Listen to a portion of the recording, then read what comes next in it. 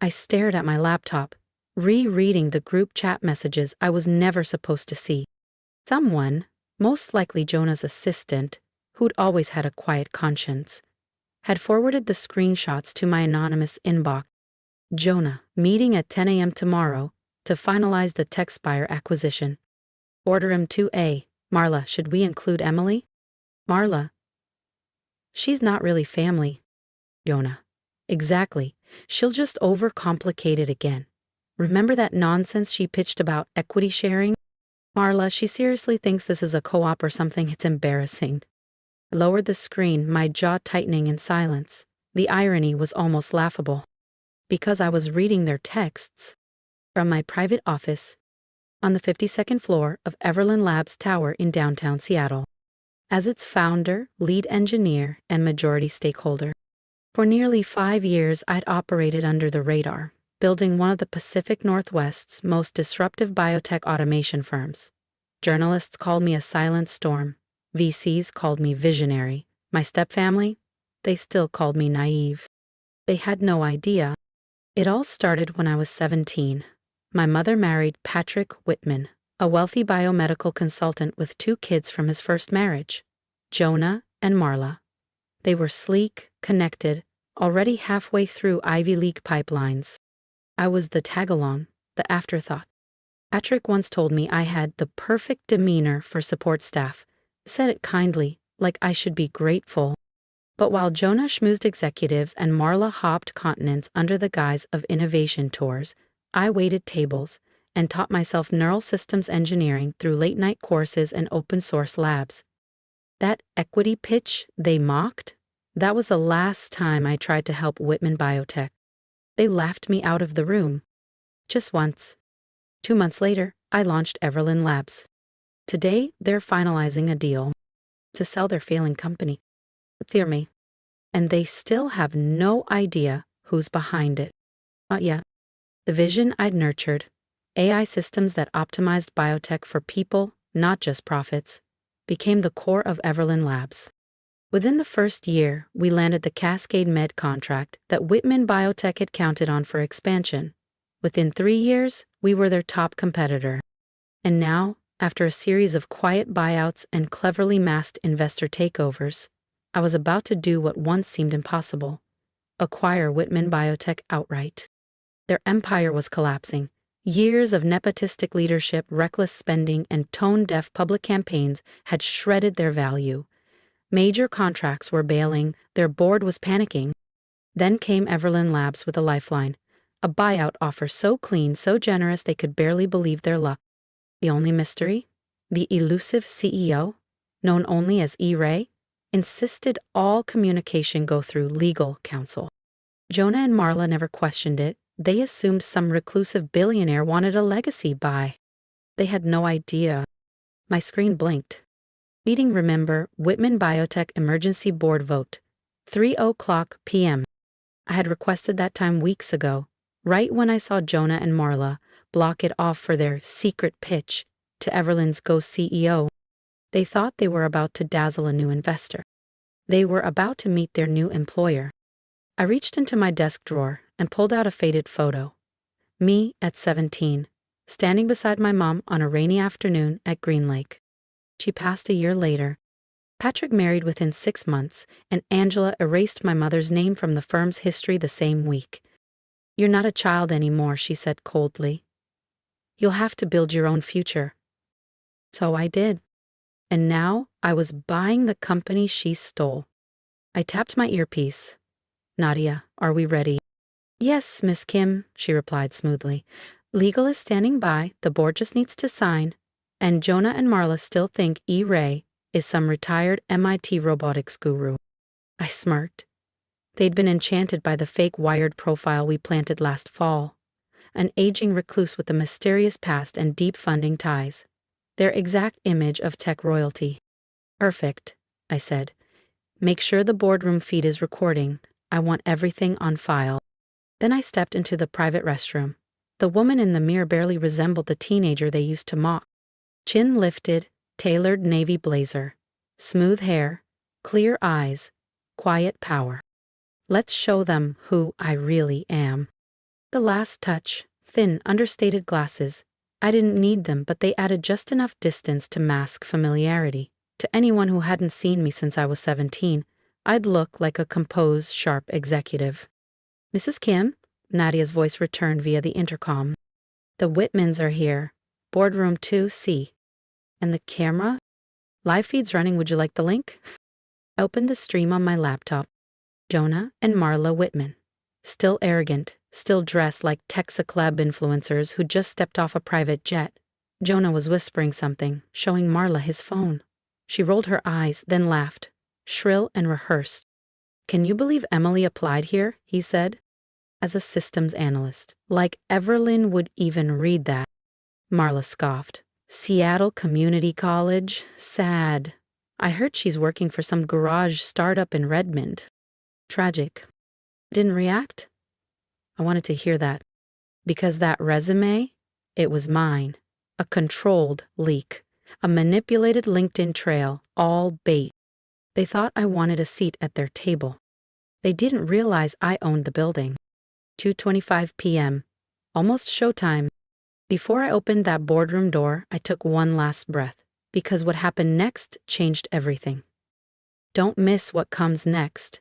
Subscribe to the channel so you're the first to witness the reveal. Nadia, I said into the mic, please let the Whitmans know the meeting will begin a few minutes early, and when you announce me, refer to me as Miss Ray. I rose, smoothing the lapels of my jet black blazer and collecting the final acquisition documents. 17 years of being dismissed, of being called irrelevant, dramatic, or just the daughter of the first wife. Years of watching them squander opportunities they didn't earn. It all led to this room, this exact moment. I thought of my mom, how her eyes lit up when I built my first neural interface model at 14, how she whispered that real legacy wasn't passed down. It was built, brick by brick, by those who were never invited. Ready when you are, Ms. Ray? Nadia's voice returned, steady and loyal. One last glance in the mirror, glasses adjusted, shoulders squared. Then I walked toward boardroom 2C. Each tap of my heels echoed like justice across the polished stone. Through the glass, I saw Jonah and Marla, still relaxed, still smug, still certain the world owed them a crown. Nadia waited at the door, calm, collected. My first hire at Everlyn Labs. One of the only people who knew everything. Shall I announce you? She asked. I nodded. Let's begin. If you're ready to witness the moment truth shatters legacy, make sure to subscribe. You won't want to miss what comes next. I inhaled once, steadying my breath, as years of exclusion hardened into power. Nadia opened the door, her voice crisp and clear. Mr. and Miss Whitman, allow me to introduce E. Ray, CEO of Everlyn Labs. I stepped into boardroom 2C. Jonah and Marla turned, expecting someone else. Their faces shifted, polite, then puzzled, then pale. Hello, Jonah. Marla? I smiled, channeling Angela's signature ice. Shall we talk about the future of Whitman Biotech? The silence was exquisite. I counted 12 seconds before Jonah's mouth dropped open in disbelief. Emily, Marla gasped. Is this a joke? I calmly placed my folders at the head of the table, the chair that once belonged to their father, Patrick. No joke, I said, smiling ever so slightly, although your earlier commentary on my resume was genuinely amusing. Jonah finally found his voice, but it wavered beneath the weight of the truth. You can't be E. Ray. You're just... A disappointment? I offered, lifting one brow. No, just someone who worked, while you two burned through every dime of credibility you inherited. I opened the top folder with care. Now, the terms. Everlyn Labs will acquire Whitman Biotech for $2,400,000,000. Select departments will merge, executive roles will be restructured. Effective immediately. Marla slammed her palm on the table, the sound of her stacked bracelets cracking through the silence. You lied to everyone. You faked your entire identity. No, I replied calmly. I protected my vision. I built something real, something earned. I held her gaze. She was the first to look away. Style isn't substance, Marla. And in this room, substance wins. Jonah's fists tightened. Angela's gonna hear about this. The board already approved the deal. I cut in. Yes, including Angela. She just didn't know whose name was behind the offer. I let the silence hang, then added with a quiet smile. I look forward to seeing her face, too. I could practically hear the mental scrambling, the desperate mental math. They knew. They'd already lost. What do you want from us? Marla finally asked, voice brittle. Want? I leaned back, fully composed. I already have it. Authority, control, light. And then, I opened the next folder. Now, let's discuss your severance options. Although, I added smoothly, there are a few staffing adjustments I'd like to propose. Jonah's face drained of all color. You're firing us? Not exactly. I slid 2 prepared folders across the glass table. I'm offering roles more in line with your actual strengths. Jonah, you'll transition to Assistant Manager of Client Support. Marla, Junior Operations Coordinator. Salary reductions, naturally, but you'll both qualify for the employee development and mental wellness programs you once mocked. Marla's mouth dropped open. You can't be serious. We're not accepting that. That's entirely up to you, I said evenly. You're welcome to pursue work elsewhere. Just remember, your non-compete clauses remain binding. And with Whitman Biotech no longer a standalone entity, options will be tight. Jonah leaned back in his chair, eyes distant. You've been orchestrating this for years, haven't you? Not orchestrating, I said, slipping the final folder into my bag. Building. While you coasted, I created something that lasts. I'm offering you something I never got, a second chance, even if it's earned the hard way. I stood and adjusted my jacket. You have until 9 a.m. tomorrow, accept, and HR will begin onboarding. Decline, and security will handle your exit. I turned toward the door, but Marla's voice cracked behind me. Wait, what about Angela? What are you planning to do to her? I paused, hand on the handle. Angela made her choices 15 years ago, I said without looking back. Now she'll live with the result. I glanced over my shoulder, expression unreadable. And something tells me she's watching already. Oh, and don't bother warning her, I added calmly. She's already in a board meeting, one where she's about to meet E-Ray for the very first time. The second meeting of the day was already underway, held in the Grand Executive Suite atop the Everland Tower with sweeping views of Elliott Bay. I could see Angela through the glass, poised, immaculate, her signature pearl earrings in place, posture rigid and proud, ready to dazzle whatever old money CEO she imagined was behind the acquisition. Nadia stood by the door. They're ready for you, Miss Ray. Should I announce you? No, I said softly, a slow smile forming. I think I'll handle this one personally. I pushed open the door and watched as Angela Whitman's sculpted confidence cracked for the first time in years. Good afternoon, I said to the room. But my eyes never left hers. I'm E-Ray, CEO of Everland Labs, though some of you may remember me as Emily Kim. The room went still. Angela's hand twitched on her notepad, just enough for me to see. What followed was a masterclass in corporate reclamation. I presented Everland's plan for Whitman Biotech, full modernization, ethical restructuring, equity-first leadership, and sweeping reforms to dismantle the hierarchy Angela had spent years embedding. Angela sat frozen, jaw tight, eyes unblinking, as I unwound her empire with precision. The moment the meeting ended, she tried to vanish behind the board members, the way she always did when control slipped. But I stepped forward. Angela, my voice stopped her cold. She turned slowly, and for the first time in 15 years, I saw it. Not rage, not arrogance. Fear. Oh, she asked quietly. How did I build Everlyn Labs? I leaned against the edge of the table. How did I buy the company you once told me I'd never belong to? The same way anything worth having is built, by working for it.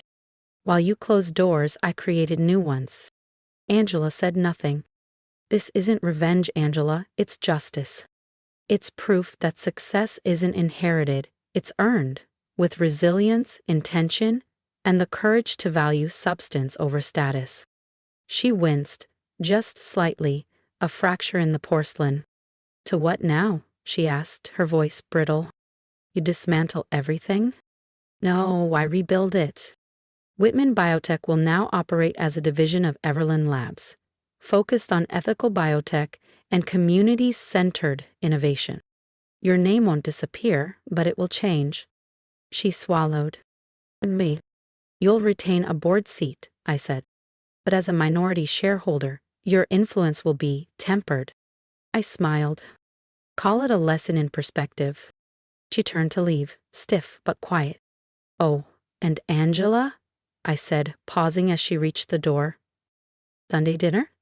I believe I will be attending after all. The weeks that followed swept through like a silent storm. Jonah and Marla accepted their reduced roles, begrudgingly at first, but slowly they began to listen, to learn.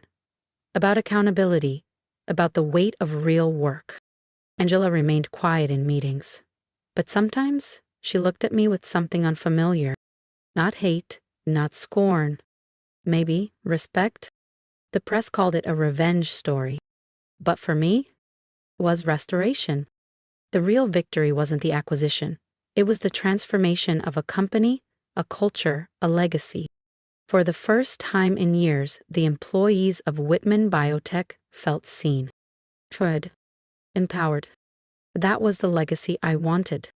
Innovation, integrity, impact. The company, once known for inherited privilege, had transformed into a model of inclusive, purpose-driven leadership. 1 year after the acquisition, I sat in my corner office overlooking the Seattle skyline, scanning Everlyn Labs' latest quarterly report. Whitman Biotech, now a subsidiary of Everlyn, had posted a 42% profit increase, not because of ruthless cuts or hollow branding, but because of the employee-first biotech platforms I'd started sketching on a cafe napkin 5 years ago. And to my quiet surprise, Jonah was thriving. Once he learned how to truly listen, not dominate, he discovered he brought more to the table than just a last name. Marla, too, had grown into her role. With structure and accountability, she uncovered a discipline and insight even she hadn't believed possible. There was a knock. Miss Kim, your step-siblings are here for their quarterly review, Nadia said. I nodded, eyes briefly drifting to the horizon. The view had changed. We all had. Send them in. Jonah and Marla walked in, no flashy watches, no forced charm. Just quiet professionalism and earned humility. Please, sit. I gestured to the chairs opposite mine. Let's talk about your progress. As we moved through their development plans, my mind flickered to my mother. She used to tell me that success wasn't about silencing others, it was about becoming someone worth listening to. I hadn't taken over Whitman Biotech to crush them.